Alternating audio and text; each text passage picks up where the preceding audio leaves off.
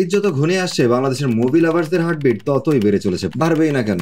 বরবাদ যেভাবে একের পর এক ধামাকা নিয়ে হাজির হচ্ছে, মানুষের তো একটু নড়েচড়ে বসতেই হচ্ছে। ঈদে মুক্তিপ্রাপ্ত সিনেমাগুলোর মধ্যে বরবাদ ইতোমধ্যেই দর্শক মহলে বেশ সাড়া ফেলেছে। প্রথমে তো বরবাদ তার টিজার প্রকাশ করে একেবারেই একটা ঝলক দেখিয়ে দিয়েছিল। এরপর বাংলাদেশের সিনেমা ইন্ডাস্ট্রির ছোট পর্দার বড় পর্দার প্রভাবশালী বেশ কয়েকজন অভিনয় শিল্পীকে একই কাতারে এনে পুরো আগুন ধরিয়ে দিয়েছে। মুভিটিতে শাকিব খানের বাবার চরিত্রে অভিনয় করতে দেখা যাবে মিশা সওদাগরকে। মারদাঙ্গা ভিলেন মিশা সওদাগরের সাথে শাকিবের বহু সিনেমা রয়েছে, বলা যায় নায়ক ভিলেন হিসেবে জনপ্রিয় একটা জুটি। বরবাদ মুভিতে ব্যারিস্টার চরিত্রে দেখা যাবে বাংলাদেশের শক্তিমান অভিনেতা শহীদুজ্জামান সেলিমকে। ঈদে যেসব মুভি রিলিজ হবে সেগুলোর প্রায় সবকটিতেই দেখা যাবে এই গুণী শিল্পীকে। ছোট পর্দার আরেকজন জনপ্রিয় এবং প্রভাবশালী অভিনয় শিল্পী হচ্ছেন ইন্তেখাব দিনার। অভিনয়ের নতুন মাধ্যম ওটিটিতেও উনি দর্শকের চাহিদা সম্পন্ন বেশ কয়েকটা কাজ উপহার দিয়েছেন, মারাত্মক অভিনয় করেছেন। বরবাদে ইন্তেখাব দিনারকে অভিনয় করতে দেখা যাবে শিহাব চরিত্রে। বরবাদ ছবিতে নিজের চরিত্র প্রসঙ্গে দিনার বলেন, আমি নেতিবাচক চরিত্রে অভিনয় করেছি,